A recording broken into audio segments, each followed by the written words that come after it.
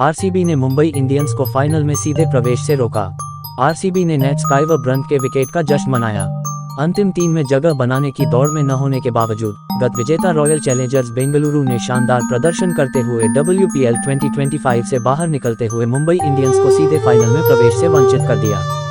बल्ले और गेंद दोनों से सामूहिक प्रयास से आरसीबी ने सीजन के अंतिम लीग गेम में मी को 11 रनों से हराया, जिसने दिल्ली कैपिटल्स को लगातार तीसरे साल फाइनल में पहुंचा दिया। नतीजतन मी अब एलिमिनेटर में गुजरात जायंट्स से भिड़ेगी। फाइनल में जगह बनाने के लिए 200 रन बनाने वाली टीम के लिए मी पावरप्ले में अच्छी शुरुआत नहीं कर पाई। हालांकि हेली मैथ्यूज ने पहले एक चौका लगाया और उसके बाद एलिस पेरी के एक ओवर में 3 चौके लगाए, लेकिन मी का पावरप्ले स्कोर अभी भी निराशाजनक रहा क्योंकि स्नेह राणा दोनों सलामी बल्लेबाजों को आउट करने में सफल रही और 6 ओवर के बाद मी का स्कोर 45 हाफ्स पर रह गया। उन 2 विकेटों का मतलब था कि अब नेट स्काइवर ब्रंट और कप्तान हरमनप्रीत कौर की अनुभवी जोड़ी पर लक्ष्य को फिर से हासिल करने की जिम्मेदारी थी।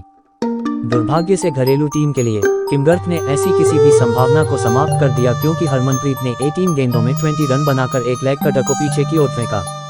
नेट स्काइवर ब्रंट एकमात्र एमआई बल्लेबाज थी जिन्होंने संघर्ष किया क्योंकि उन्होंने नियमित अंतराल पर बाउंड्री हासिल करना जारी रखा और अपनी टीम की लुप्त होती उम्मीदों को जीवित रखा।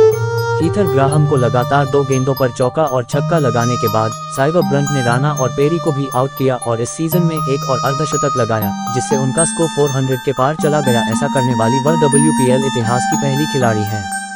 लेकिन बहुत कुछ करने के कारण उनके पास लगातार रस्सियों को खोजने के अलावा कोई और विकल्प नहीं था और इस प्रक्रिया में वह एक गेंद पर टॉप एज से टकरा गई और आउट हो गई, जिससे उनकी टीम को 31 गेंदों पर 71 रन की जरूरत रह गई।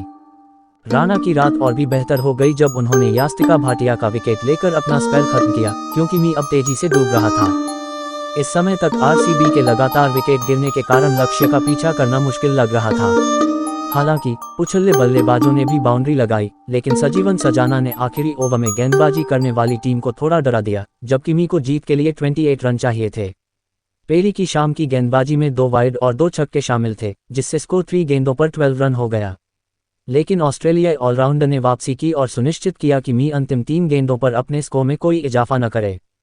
इससे पहले शाम को ये एक शक्तिशाली फिनिश था जिसकी वजह से आरसीबी ने बोर्ड पर 199 रन बनाए। अपने पिछले 4 मैचों में केवल 28 रन बनाने वाली स्मृति मंधाना ने शानदार प्रदर्शन किया और सब्बिन्नी मेघना के साथ मिलकर आरसीबी को शानदार शुरुआत दिलाई। जब उन्होंने शबनम इस्माइल का सामना किया तो मेघना ने मैथ्यूज के खिलाफ 12 गेंदों पर 26 रन बनाए, जिसके बाद वेस्टइंडीज की यह खिलाड़ी जीत दर्ज करने में सफल रही।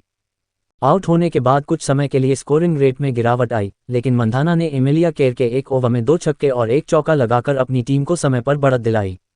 दूसरी तरफ पेरी अपनी लय में नहीं दिख रही थी और 100 से कम रन बना रही थी, जबकि मंधाना